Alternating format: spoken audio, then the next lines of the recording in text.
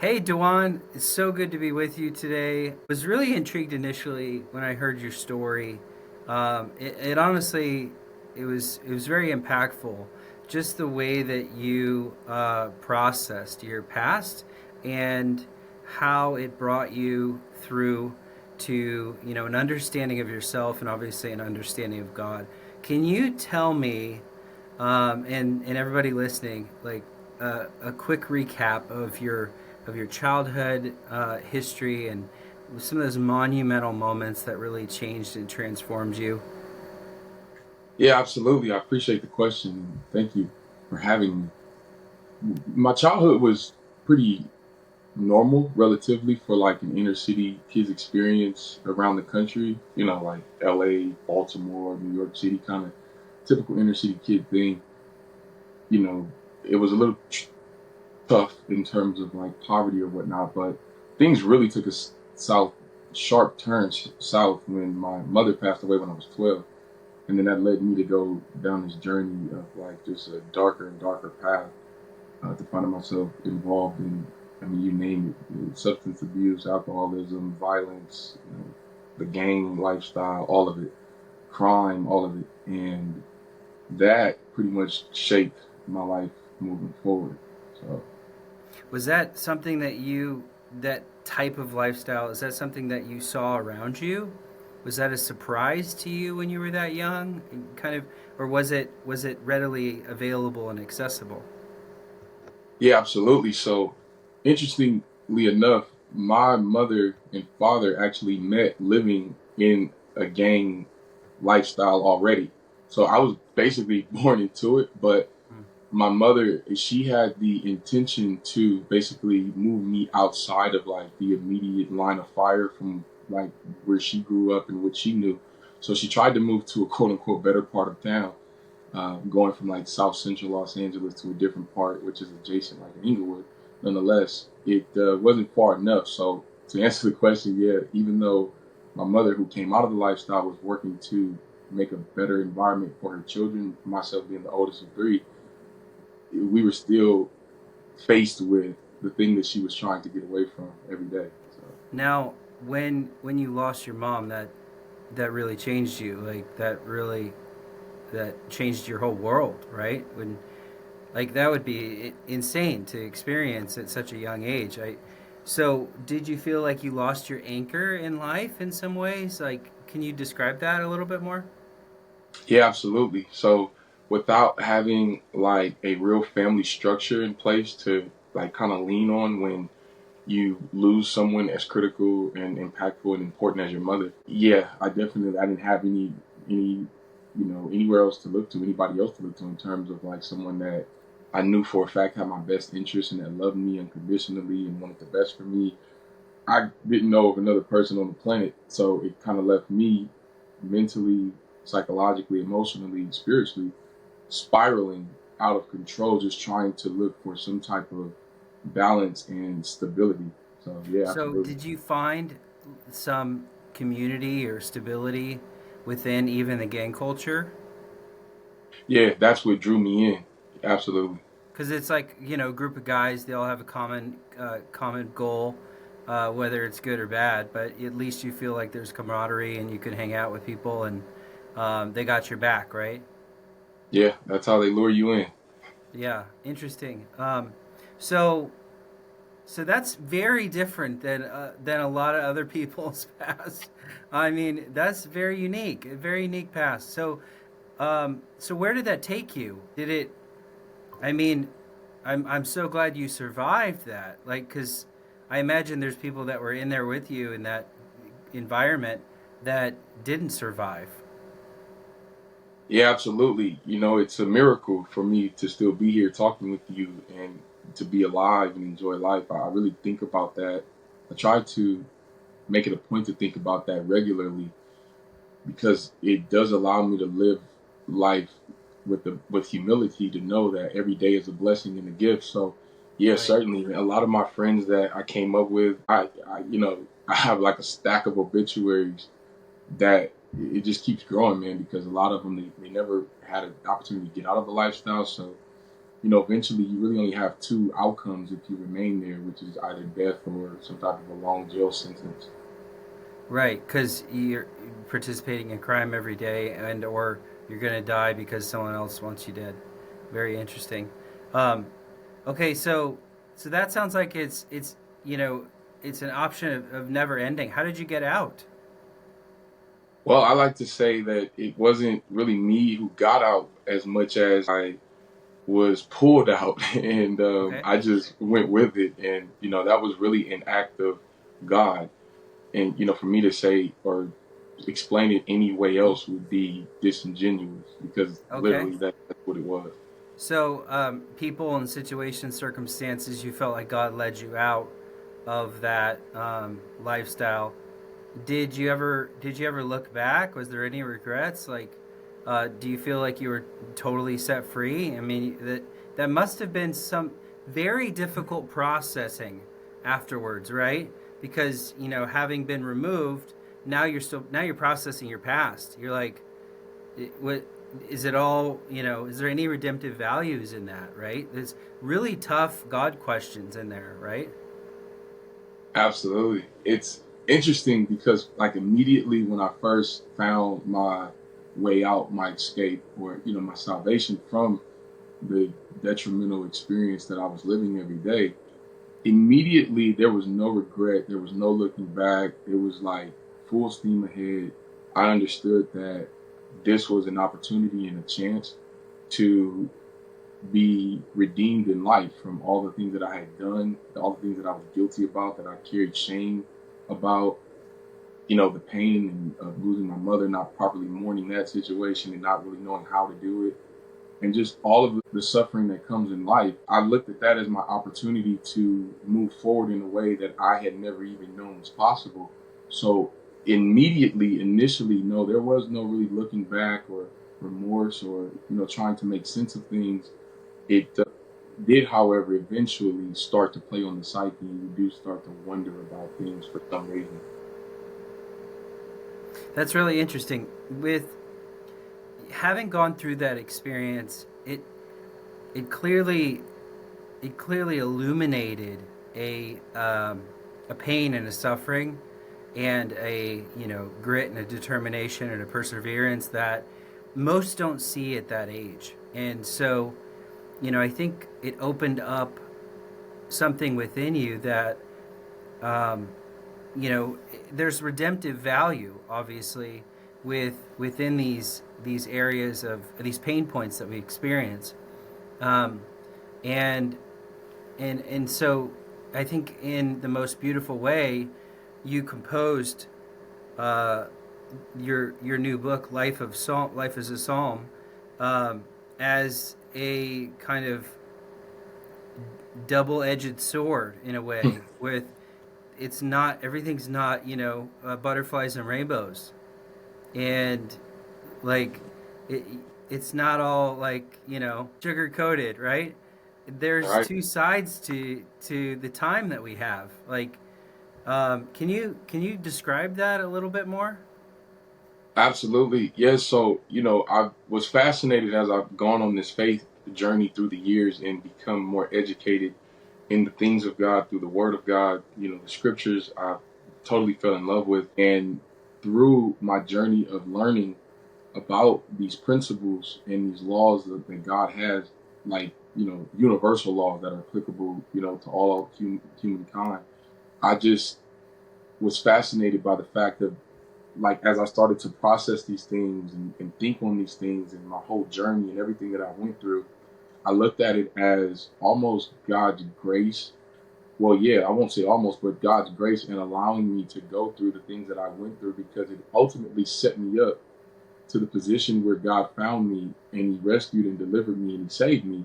So I looked at the evils that I experienced as something that, even still to this day, years removed from actively participating in those lifestyles, but still today, I think about the fact, like, if there's ever any doubt that there is good in the world, or that there's a positive, or that there is a God and He is love, if there's ever any doubt, I think back on those moments when I lived in such a dark place, and the evils were very real, and I didn't question those.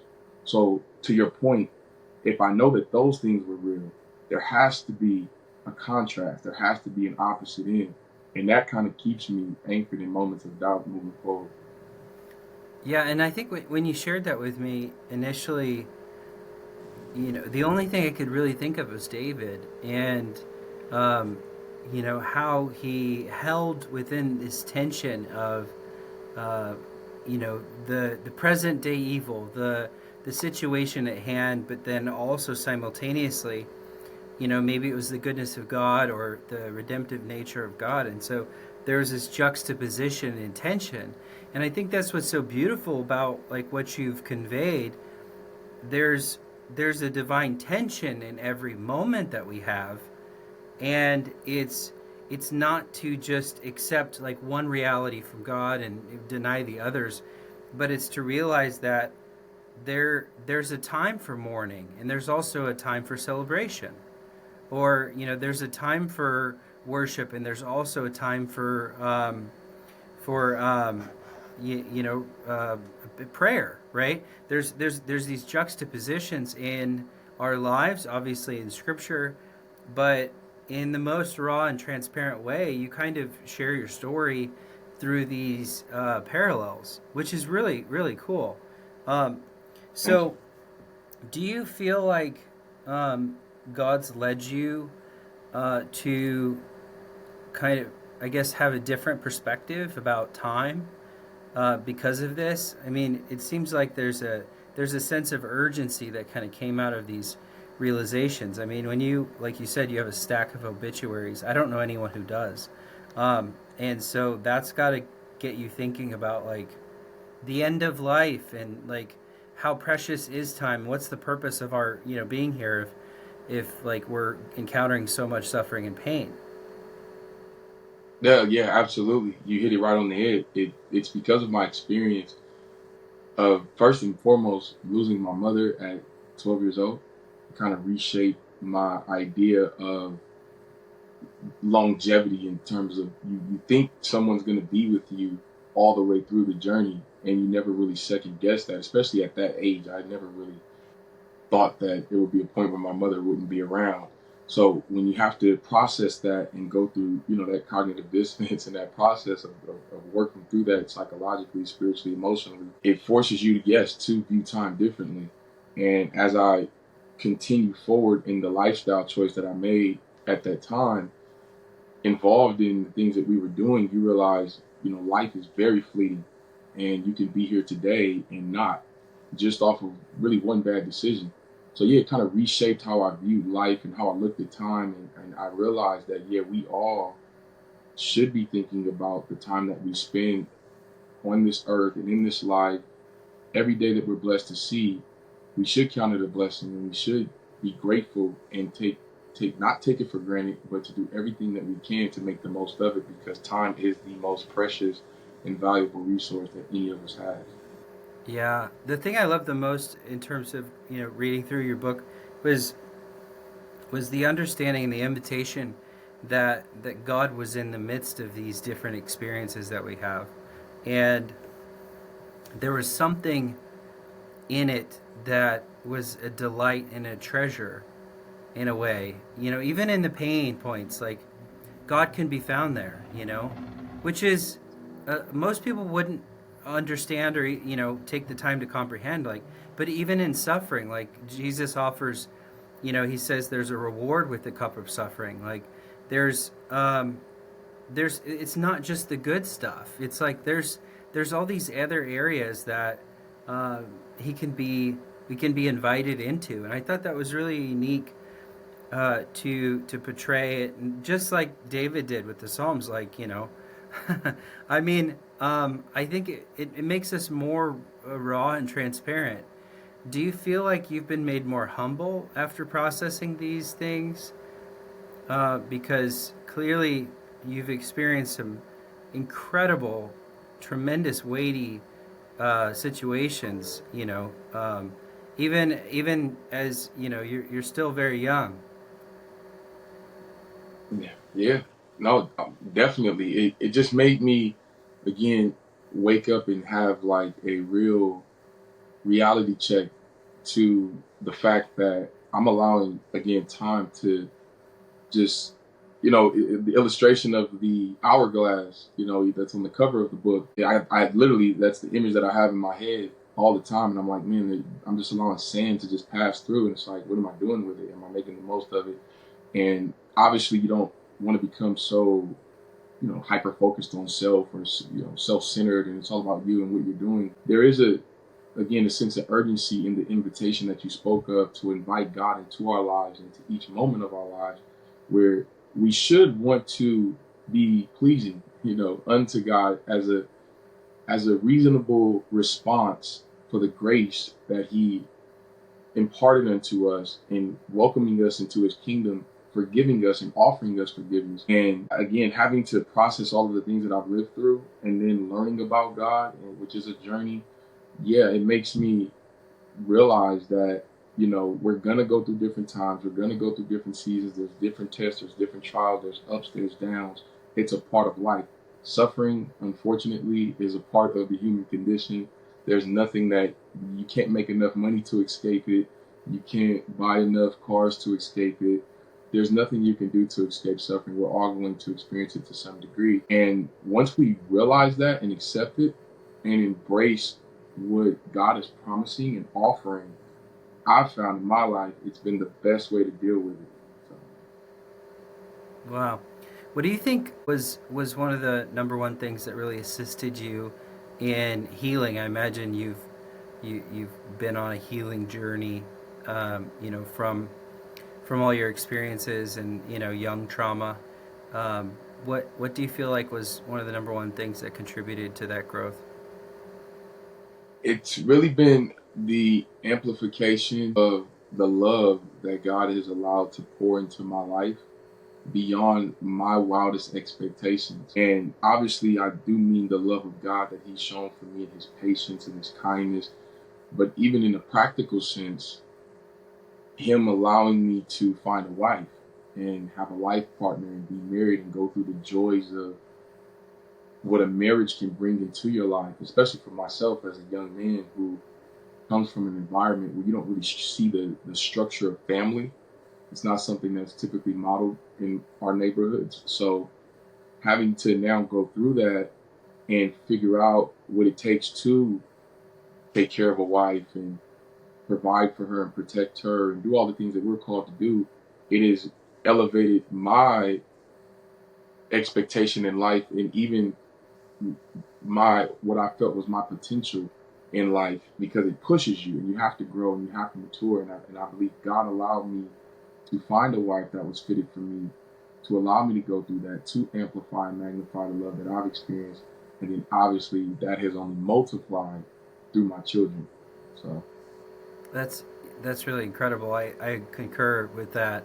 I think the family members, including the wives, for sure bring tremendous support, comfort. The help, like the Holy Spirit help, to really bring stability, love, kindness, courage, strength. It's a really beautiful thing. Um, so you healed a lot through people. It seems like here's an interesting dynamic. I think you're conveying in a different way. On one hand, people brought you tremendous pain and suffering, and confusion, and then to have your number one coping after the certain time to process the pain and the experience you went through. Your number one like coping was people. They're the ones that brought you the healing. That's so redemptive. It seems like um, and that's really beautiful. It really fits within with even what you've composed. There's a interplay that God is so redemptive. He wants to use everything, and so he kind of like came back full circle for you on the areas that you were maybe let down the most. Then he came back and redeemed those in that same manner. which is really interesting. Um, Out of this, looking at time, staring death in the face, probably on many occasions, with the pain and the suffering, does that make you more evangelistic?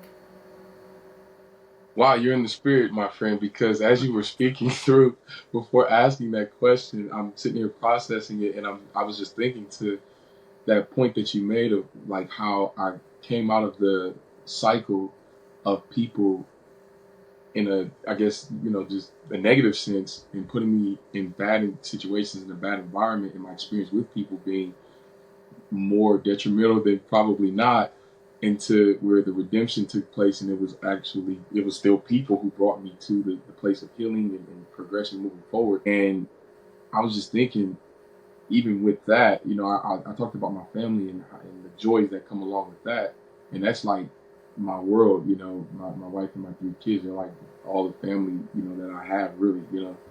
But then I was just thinking, on the same token, I found healing in exactly what you just brought up in the question as far as evangelizing, because I guess it's because of my experiences and the way that it shaped my worldview, especially in talking about time and looking at how fleeting it is and how precious it is and wanting to make the most of it.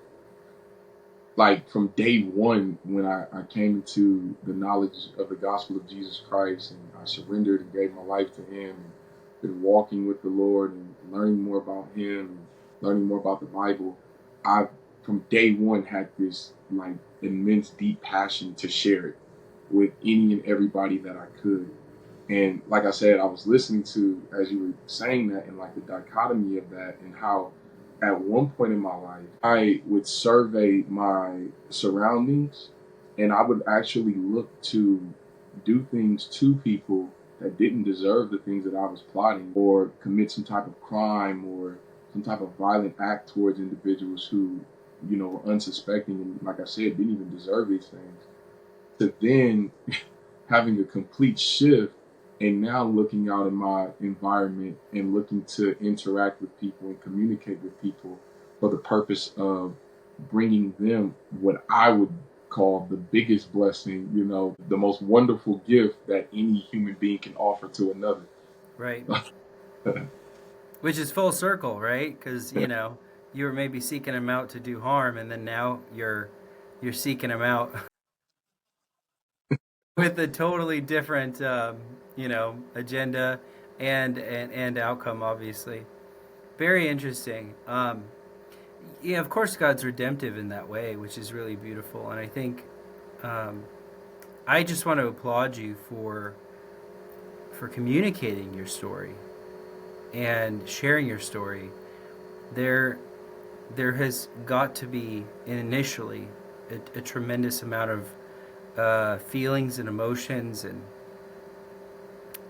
maybe shame, maybe heartache, maybe pain to overcome, to just have the ability to share your story in the Oh, because you're putting pearls before people, um, and obviously you processed it enough, and you processed your life enough where you're at a healed spot where you can do so. But really, it takes a lot of courage to be so vulnerable and transparent. I think that's really beautiful, and I think you're mirroring for a lot of people that that don't have the courage at this point to share their story, that you can. And regardless of what you've gone through, like you can get to a place with God where you can start to use the most painful points in your life to give them to someone else as a redemptive piece, a redemptive treasure. And I want to applaud you for that. I think that's incredible.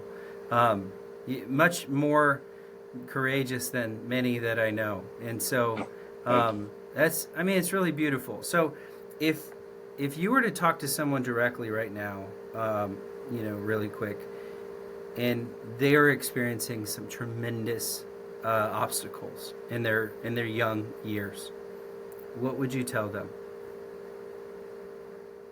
Things get better with time, and even right where you're at in this present moment, there's an opportunity for you to gain something that's going to set you up for the thing that you can't see right now. You're being molded to be able to become the person ultimately that you were purposed to be, even when it doesn't feel like it. And if I could offer anything in this moment, it would be to really hone in on the fact that you are loved, even when you sometimes can't look around to see the love from those that are closest to you. I've been there, and I wish that I could have said to my younger self at that time, you are loved, no matter what it looks like, no matter what you're involved in, no matter what you may find yourself doing, no matter the lifestyle you're living, you are loved, you are cared about, and you are going through a part of your journey that is just a moment, it's just a season, it's temporary, it's not forever, and there is a way out that always stands readily available. If you're depressed, you feel miserable, feel like nothing's going right, feel like you haven't discovered yourself, you don't know what you're here on this earth for, you really don't see the meaning in it, just know that if you just quiet the noise and limit the distractions and just can get as quiet and as still as possible, you will feel the love that I'm detailing and describing to you, and it's going to warm you and feel amazing. And if I could take the liberty to say that that is the love of God that is welcoming you and drawing you and beckoning you to come and eat with Him, sit with Him, and have a relationship with Him. Even if you have a relationship, to go deeper and to go further and to grow stronger in that. Wow, thank you so much. That was cool. I appreciate that. Yeah, I appreciate it a lot. And I want to encourage anybody if you're intrigued by this message and you want you want to learn more, you can check out DaJuan's new book, Life as a Psalm. It's it's a really beautiful book. It's very different. Obviously, it's not just rainbows and butterflies, but it's real life and really raw invitation to encounter God in the midst of the day, which is really cool. So, thank you so much for being here and being on with me today. I was really blessed by our conversation. Hey, thank you for having me. It's my pleasure, and it was a blessing for me. I feel amazing. I really felt the presence of the Lord in this interaction and conversation. I pray it be a blessing to somebody else. I thank you for believing in life as a song, and yeah, I look forward to what God has in store in the next season. Yeah, absolutely.